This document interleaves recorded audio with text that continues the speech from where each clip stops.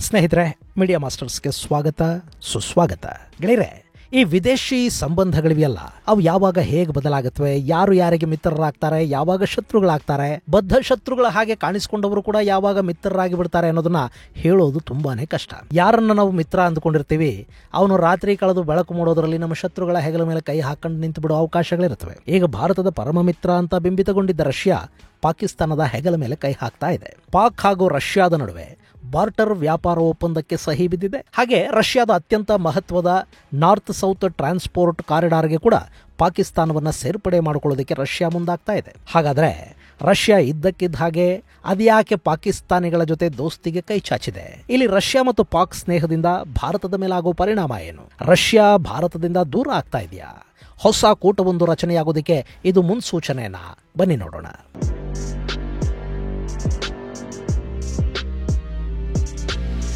ಗೆಳೆಯರೆ, ಭಾರತ ಮತ್ತು ರಷ್ಯಾದ ಸಂಬಂಧಗಳ ವಿಷಯ ಬಂದಾಗ ಭಾರತೀಯರು ತುಂಬಾ ಹೆಮ್ಮೆಯಿಂದ ರಷ್ಯಾ ನಮ್ಮ ಸ್ನೇಹಿತ ಅಂತ ಹೇಳ್ಕೊತಾರೆ. ಅಂತಾರಾಷ್ಟ್ರೀಯ ಸಂಬಂಧಗಳ ವಿಷಯ ಬಂದಾಗ ಯಾರು ಶಾಶ್ವತ ಮಿತ್ರರೂ ಅಲ್ಲ, ಯಾರು ಶಾಶ್ವತ ಶತ್ರುಗಳೂ ಇರೋದಿಲ್ಲ ಅನ್ನೋದನ್ನು ಕೂಡ ಮರೆತು ಬಿಡ್ತಾರೆ. ರಷ್ಯಾ ಈ ಹಿಂದೆ ನಮಗೆ ಮಾಡಿದ ಸಹಾಯಗಳ ಕಾರಣಕ್ಕೆ ಭಾವನಾತ್ಮಕವಾಗಿ ಭಾರತ ರಷ್ಯಾನ ಆಪ್ತ ಮಿತ್ರ ಅಂತ ಭಾವಿಸುತ್ತೆ. ಅಫ್ಕೋರ್ಸ್, ಈ ಹಿಂದೆ ಪಡೆದ ಸಹಾಯಗಳನ್ನ ನೆನಪಿಟ್ಕೋಬೇಕು ಅನ್ನೋದು ನಿಜಾನೇ. ಆದ್ರೆ ಈಗೇನಾಗ್ತಿದೆ ಅಂದ್ರೆ, ಅದೇ ರಷ್ಯಾ ಭಾರತದ ಕಡು ವಿರೋಧಿ ದೇಶ ಪಾಕಿಸ್ತಾನದ ಜೊತೆ ಕೂಡ ಸ್ನೇಹವನ್ನ ಬಯಸ್ತಾ ಇದೆ, ಸ್ನೇಹ ಹಸ್ತವನ್ನ ಚಾಚುತ್ತಾ ಇದೆ. ಪಾಕಿಸ್ತಾನದ ಜೊತೆ ರಷ್ಯಾ ಬಾರ್ಟರ್ ಅಗ್ರಿಮೆಂಟ್ಗೆ ಸಹಿ ಹಾಕಿದೆ. ಅಂದ್ರೆ ಪಾಕಿಸ್ತಾನ ಹಾಗೂ ರಷ್ಯಾಗಳು ಇನ್ನು ಮುಂದೆ ಡಾಲರು, ರೂಪಾಯಿ, ರೂಬಲ್ಲು ಇದ್ಯಾವುದೂ ಇಲ್ಲದೆ ವಸ್ತುಗಳನ್ನ ವಿನಿಮಯ ಮಾಡಿಕೊಳ್ಳುವ ಪದ್ಧತಿಯ ಮೂಲಕ ವ್ಯಾಪಾರವನ್ನು ಮಾಡುತ್ತವೆ. ಗೆಳೆಯರೆ, ಇದು ನಿಮಗೆ ಅಚ್ಚರಿ ಅನಿಸಿದ್ರೂ ಕೂಡ ರಷ್ಯಾ ಇಂಥದ್ದೊಂದು ವ್ಯಾಪಾರಕ್ಕೆ ಪಾಕಿಸ್ತಾನಕ್ಕೆ ಅವಕಾಶವನ್ನು ಕಲ್ಪಿಸಿಕೊಡ್ತಾ ಇದೆ. ಪಾಕಿಸ್ತಾನಕ್ಕೆ ರಷ್ಯಾ 20,000 ಟನ್ನಷ್ಟು ಕಡಲೆಕಾಳುಗಳನ್ನು ಕೊಟ್ಟರೆ ಅದಕ್ಕೆ ಪರ್ಯಾಯವಾಗಿ ಪಾಕಿಸ್ತಾನ ರಷ್ಯಾಗೆ ಅಷ್ಟೇ ಪ್ರಮಾಣದ ಅಕ್ಕಿಯನ್ನು ರಫ್ತು ಮಾಡಬೇಕು.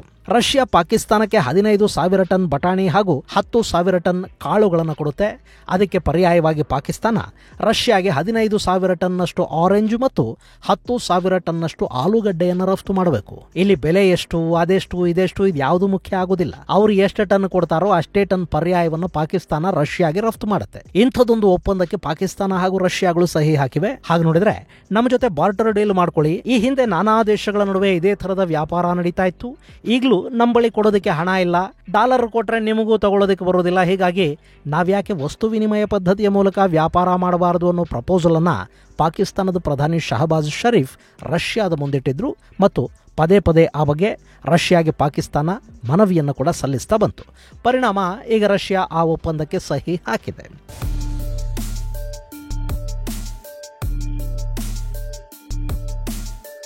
ಇನ್ನು ಹೀಗೆ ವಸ್ತು ವಿನಿಮಯ ಪದ್ಧತಿಯ ಮೂಲಕ ವ್ಯಾಪಾರ ಮಾಡೋದ್ರಿಂದ ಪಾಕಿಸ್ತಾನಕ್ಕಂತೂ ಲಾಭ ಆಗುತ್ತೆ. ಯಾಕೆಂದ್ರೆ ಪಾಪ ಏನನ್ನೂ ವಿದೇಶಗಳಿಂದ ಖರೀದಿ ಮಾಡೋದಕ್ಕೆ ಪಾಕಿಗಳ ಬಳಿ ಹಣ ಇಲ್ಲ, ಅವರ ಖಜಾನೆ ಖಾಲಿಯಾಗಿದೆ, ಅಲ್ಲಿನ ಜನಕ್ಕೆ ಆಹಾರ ಪದಾರ್ಥಗಳನ್ನು ಒದಗಿಸಲೇಬೇಕಿದೆ. ಹೀಗಾಗಿ ಪಾಕಿಸ್ತಾನಕ್ಕೆ ಇದು ಲಾಭದಾಯಕ. ಆದ್ರೆ ರಷ್ಯಾಗೇನು ಲಾಭ? ಗೆಳೆಯರೆ, ಇದರಿಂದ ರಷ್ಯಾಗೆ ಕೂಡ ಒಂದಷ್ಟು ಲಾಭಗಳಿವೆ. ನಿಮಗೆ ಗೊತ್ತಲ್ಲ, ಜಗತ್ತಲ್ಲಿ ಯಾವುದೂ ಕೂಡ ಲಾಭ ನಷ್ಟಗಳ ಲೆಕ್ಕಾಚಾರ ಇಲ್ಲದೆ ನಡೆಯೋದೇ ಇಲ್ಲ. ನೀವು ಚಾರಿಟಿ, ದಾನ ಧರ್ಮಗಳು ಅಂತ ನೋಡ್ತಿರಲ್ಲ, ಅದರಲ್ಲೂ ಕೂಡ ಲಾಭ ನಷ್ಟದ ಲೆಕ್ಕಾಚಾರಗಳಿರುತ್ತವೆ. ಅಂಥದ್ರಲ್ಲಿ ವ್ಯಾಪಾರದಲ್ಲಿ ಇಲ್ಲದೆ ಇರೋದಕ್ಕೆ ಸಾಧ್ಯನಾ? ಇಲ್ಲಿ ಪಾಕಿಸ್ತಾನ ಅನ್ನೋ ದೇಶದ ಮೇಲೆ ಅಮೆರಿಕಾದ ಇನ್ಫ್ಲೂಯೆನ್ಸು ಸಿಕ್ಕಾಪಟ್ಟೆ ಇದೆ. ಇವತ್ತಿಗೂ ಕೂಡ ಅಲ್ಲಿ ಆಡಳಿತ ನಡೆಸ್ತಾ ಇರೋದು ಅಮೆರಿಕಾದಿಂದ ಹೇರಲ್ಪಟ್ಟ ಸರ್ಕಾರ ಅಂತಲೇ ಅಲ್ಲಿನ ವಿರೋಧ ಪಕ್ಷದ ನಾಯಕ ಇಮ್ರಾನ್ ಖಾನ್ ಪದೇ ಪದೇ ಆರೋಪ ಮಾಡ್ತಾ ಇರ್ತಾರೆ.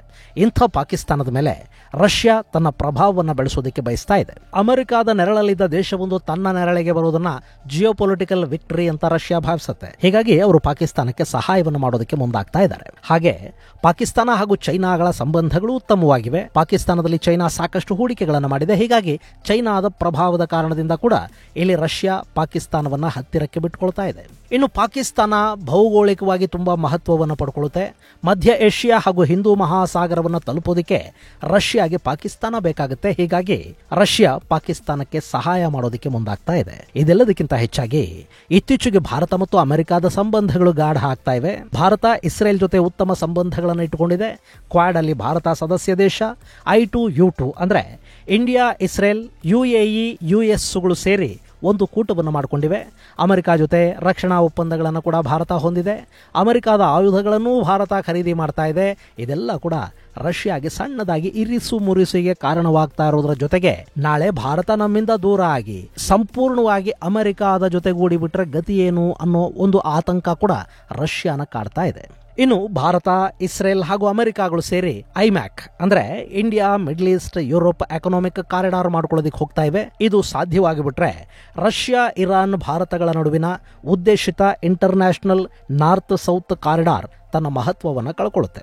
ಇಲ್ಲಿ ಈ INSTCಯ ವಿಷಯದಲ್ಲಿ ಭಾರತಕ್ಕೆ ಅದರದ್ದೇ ಆದ ಸಮಸ್ಯೆಗಳಿವೆ. ಇರಾನ್ ಹಾಗೂ ಭಾರತದ ಸಂಬಂಧಗಳು ಯಾವಾಗ ಹೇಗಿರುತ್ತವೆ ಗೊತ್ತಿಲ್ಲ. ಅಲ್ಲಿ ಅಜರ್ಬೈಜಾನ್ನ ಬದಲಿಗೆ ಆರ್ಮೇನಿಯಾನ ಸೇರಿಸಿಕೊಳ್ಳಿ ಅಂತ ಇರಾನ್ ಹಾಗೂ ಭಾರತಗಳು ರಷ್ಯಾಗೆ ಹೇಳ್ತಾ ಇವೆ. ಇನ್ನು ಇರಾನ್ ಹಾಗೂ ರಷ್ಯಾದ ಮೇಲೆ ಅಮೆರಿಕಾದ ನಿರ್ಬಂಧಗಳಿರೋ ಕಾರಣದಿಂದ ಕೂಡ ಆ ಮಾರ್ಗದ ನಿರ್ಮಾಣ ವಿಳಂಬ ಆಗ್ತಾ ಇದೆ. ಹೀಗಾಗಿ ಭಾರತ ಈ international north south transport corridor ಜೊತೆಗೆ ಈ ಐಮ್ಯಾಕ್ಗೆ ಕೂಡ ಸಹಿ ಹಾಕಿದೆ. ಸೊ ಭಾರತ ಅಮೆರಿಕಾಗೆ ಹತ್ತಿರ ಆಗ್ತಿದ್ದಂತೆ ಅದಕ್ಕೆ ಟಾಂಗ್ ಕೊಡೋ ನಿಟ್ಟಲ್ಲಿ ರಷ್ಯಾ ಪಾಕಿಸ್ತಾನದ ಜೊತೆ ಬಾರ್ಟರ್ ಒಪ್ಪಂದಕ್ಕೆ ಸಹಿ ಮಾಡಿದೆ. ಜೊತೆಗೆ INSTC ಅಂದ್ರೆ international north south transport corridor ಯೋಜನೆಗೆ ಕೂಡ ಪಾಕಿಸ್ತಾನವನ್ನು ರಷ್ಯಾ ಆಹ್ವಾನಿಸಿದೆ. ಇಲ್ಲಿ ಬೆಲಾರೂಸ್ನಿಂದ ರಷ್ಯಾದ ಮೂಲಕ ಕಜಕಿಸ್ತಾನ, ಉಜ್ಬೇಕಿಸ್ತಾನಗಳನ್ನು ಹಾದು ಆಫ್ಘನಿಸ್ತಾನಕ್ಕೆ ಬಂದು ಅಲ್ಲಿಂದ ಈ ಮೆಗಾ ಕಾರಿಡಾರ್ ಪಾಕಿಸ್ತಾನವನ್ನು ಪ್ರವೇಶ ಮಾಡುತ್ತೆ. ಮುಂದೆ ಇದನ್ನ ಚೈನಾದ ಬೆಲ್ಟ್ ಅಂಡ್ ರೋಡ್ ಜೊತೆ ಕೂಡ ಬೆಸೆಯುವ ಉದ್ದೇಶವನ್ನ ಚೈನಾ ಹಾಗೂ ರಷ್ಯಾಗಳು ಹೊಂದಿವೆ. ಈ ಯೋಜನೆ ಪಾಕಿಸ್ತಾನಕ್ಕೆ, ರಷ್ಯಾಗೆ ಹಾಗೂ ಚೈನಾಗೆ ಕೂಡ ಲಾಭವನ್ನು ಮಾಡಿಕೊಡುತ್ತೆ. ಆದರೆ ಭಾರತದ ದೃಷ್ಟಿಯಿಂದ ಇದು ಒಳ್ಳೆಯ ಬೆಳವಣಿಗೆ ಅಂತೂ ಖಂಡಿತ ಅಲ್ಲ. ಈಗ ನೋಡಿ, ಈ INSTCಯಲ್ಲಿ ಪಾಕಿಸ್ತಾನ ಸೇರ್ಪಡೆ ಆದರೆ ಪಾಕಿಸ್ತಾನಕ್ಕೆ ಇರಾನ್ನ ಚಾಬಹಾರ್ ಬಂದರಿನ ಜೊತೆ ಕನೆಕ್ಟಿವಿಟಿ ಸಿಗುತ್ತೆ. ಅಕಸ್ಮಾತ್ ಆ ಕನೆಕ್ಟಿವಿಟಿ ಪಾಕಿಸ್ತಾನಕ್ಕೆ ಸಿಗದೇ ಇದ್ರು ಈ ಮಾರ್ಗ ಬೆಲ್ಟ್ ಅಂಡ್ ರೋಡ್ ಜೊತೆ ಬೆಸುಗೆ ಆದ್ರೆ ಚೈನಾಗೆ ಇರಾನ್ನ ಚಾಬಹಾರ್ಗೆ ಪ್ರವೇಶ ಸಿಗುತ್ತೆ. ಹಾಗೆ ಪಾಕಿಸ್ತಾನದ ಗ್ವದಾರ್ ಬಂದರನ್ನ ಬಳಸ್ಕೊಳ್ಳೋದಕ್ಕೆ ರಷ್ಯಾಗೆ ಅವಕಾಶ ಸಿಗುತ್ತೆ. ಇದರಿಂದ ರಷ್ಯಾಗೆ ಎರಡೆರಡು ಬಂದರುಗಳು ಸಿಕ್ಕಿ ಲಾಭ ಆಗುತ್ತೆ ಅನ್ನೋದು ನಿಜ. ಆದ್ರೆ ಭಾರತಕ್ಕೆ ಮಾತ್ರ ನಷ್ಟ ಉಂಟಾಗುತ್ತೆ. ಈಗ ಈ ಚಾಬಹಾರ್ ಅನ್ನೋ ಬಂದರಿದೆ ನೋಡಿ, ಇದರ ಮೇಲೆ ಭಾರತ 106 ಕೋಟಿ ರೂಪಾಯಿಗಳನ್ನು ಹೂಡಿಕೆ ಮಾಡಿರೋ ಉದ್ದೇಶ ಏನು ಅಂದ್ರೆ ಈ ಚಾಬಹಾರ್ನ ಪಕ್ಕದಲ್ಲೇ ಪಾಕಿಸ್ತಾನದ ಗ್ವದಾರ್ ಅಲ್ಲಿ ಚೈನಾ ಒಂದು ಬಂದರನ್ನ ಅಭಿವೃದ್ಧಿ ಪಡಿಸ್ತಾ ಇದೆ. ಇದು ಭಾರತವನ್ನ ಸುತ್ತುವರಿಯೋದಕ್ಕೆ ಚೈನಾ ಮಾಡಿಕೊಂಡಿದ್ದ ಪ್ಲಾನು. ಹೀಗಾಗಿ ಅದಕ್ಕೆ ಕೌಂಟರ್ ಕೊಡುವ ಉದ್ದೇಶದಿಂದ ಭಾರತ ಇರಾನಿನ ಚಾಬಹಾರ್ ಅನ್ನ ಅಭಿವೃದ್ಧಿಪಡಿಸುವ ಯೋಜನೆಗೆ ಕೈ ಹಾಕ್ತು. ವಿಪರ್ಯಾಸ ಅಂದ್ರೆ ಅಟಲ್ ಬಿಹಾರಿ ವಾಜಪೇಯಿ ಸರ್ಕಾರದ ಅವಧಿಯಲ್ಲಿ ಈ ಯೋಜನೆಗೆ ಎರಡೂ ಸರ್ಕಾರಗಳು ಸಹಿ ಹಾಕಿದ್ವು. ಆದರೆ ಆ ನಂತರ ಭಾರತದಲ್ಲಿ ಸರ್ಕಾರ ಬದಲಾಯಿತು. 10 ವರ್ಷಗಳ ಕಾಲ ಚಾಬಹಾರ್ ಯಾವ ಪ್ರಗತಿಯನ್ನೂ ಕಾಣಲಿಲ್ಲ. ಆ ನಂತರ ಮೋದಿ ಸರ್ಕಾರ ಬಂತು. ಅಲ್ಲಿ ಕಾಮಗಾರಿಗಳು ವೇಗ ಪಡ್ಕೊಂಡ್ವು. ಅಷ್ಟರಲ್ಲಿ ಅಮೆರಿಕ ಇರಾನ್ ಮೇಲೆ ನಿರ್ಬಂಧವನ್ನು ವಿಧಿಸಿತು. ಮತ್ತದಕ್ಕೆ ಗ್ರಹಣ ಹಿಡಿತು. ಈಗ ಮೊನ್ನೆ ಎರಡೂ ದೇಶಗಳು ಚಾಬಹಾರ್ ಒಪ್ಪಂದವನ್ನು ಗಟ್ಟಿ ಮಾಡಿಕೊಂಡಿವೆ. ಭಾರತ ಅಲ್ಲಿ ಹೂಡಿಕೆಗಳನ್ನು ಕೂಡ ಶುರು ಮಾಡಿದೆ. ಇಂಥ ಸಂದರ್ಭದಲ್ಲಿ INSTC ಒಪ್ಪಂದದಲ್ಲಿ ಪಾಕಿಸ್ತಾನ, ಚೈನಾಗಳ ಸೇರ್ಪಡೆ ಈ ಚಾಬಹಾರ್ ಬಂದರಿನ ಮಹತ್ವವನ್ನು ಕಡಿಮೆ ಮಾಡಿಬಿಡುವ ಸಾಧ್ಯತೆ ಇರುತ್ತೆ. ಹೀಗಾಗಿ ಭಾರತ ಇಲ್ಲಿ ಚಿಂತೆಗೆ ಬೀಳ್ತಾ ಇದೆ. ಇನ್ನು ಇದರ ಜೊತೆಗೆ ಈಗ ಬದಲಾಗ್ತಾ ಇರೋ ವರ್ಲ್ಡ್ ಆರ್ಡರ್ನ ಭಾಗವಾಗಿ ರಷ್ಯಾ, ಚೈನಾ ಹಾಗೂ ಇರಾನ್ಗಳು ಸೇರಿ ಒಂದು ಕೂಟವನ್ನು ಮಾಡಿಕೊಳ್ಳೋದಕ್ಕೆ ಹೋಗ್ತಾ ಇವೆ. ಇದು ಅಮೆರಿಕ ಹಾಗೂ ಪಶ್ಚಿಮದ ಕೂಟವನ್ನ ಎದುರಿಸೋದಕ್ಕೆ ರಷ್ಯಾ ಹಾಗೂ ಚೈನಾಗಳು ಮಾಡ್ತಾ ಇರೋ ಕೂಟ. ಅದರಲ್ಲಿ ಭಾರತ ಸೇರ್ಪಡೆ ಆಗೋದಕ್ಕೆ ಸಾಧ್ಯ ಇಲ್ಲ. ಯಾಕೆಂದ್ರೆ ನಮ್ಮದು ತಟಸ್ಥ ನಿಲುವು.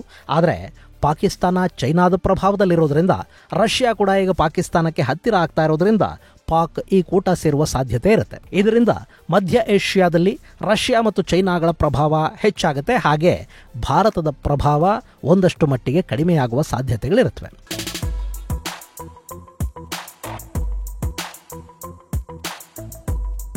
ಗೆಳೆಯರೆ, ಇಲ್ಲಿ ನಿಮಗೆ ರಷ್ಯಾ ಹಾಗೂ ಪಾಕಿಸ್ತಾನದ ಸಂಬಂಧಗಳ ಬಗ್ಗೆ ಕೂಡ ಒಂದು ಸ್ವಲ್ಪ ಹೇಳಬೇಕು. ಸೋವಿಯತ್ ಕಾಲದಲ್ಲಿ ಅಂದರೆ 1948ರಿಂದ 58ರವರೆಗೆ ಸೋವಿಯತ್ ಹಾಗೂ ಪಾಕಿಸ್ತಾನದ ಸಂಬಂಧಗಳು ತುಂಬಾನೇ ಚೆನ್ನಾಗಿದ್ವು. ಆದರೆ ಪಾಕಿಸ್ತಾನದಲ್ಲಿ ಪ್ರಜಾಪ್ರಭುತ್ವ ಹೋಗಿ ಸೇನಾಡಳಿತ ಬಂತು. ಅದರ ಹಿಂದೆ ಅಮೆರಿಕ ನಿಂತಿತ್ತು. ಹೀಗಾಗಿ ರಷ್ಯಾ ಪಾಕಿಸ್ತಾನದಿಂದ ದೂರ ಆಯಿತು. ಇನ್ನು ಪಕ್ಕದ ಆಫ್ಘನಿಸ್ತಾನದಲ್ಲಿ ಸೋವಿಯತ್ ಬೆಂಬಲಿತ ಕಮ್ಯುನಿಸ್ಟು ಸರ್ಕಾರ ಆಯಿತು.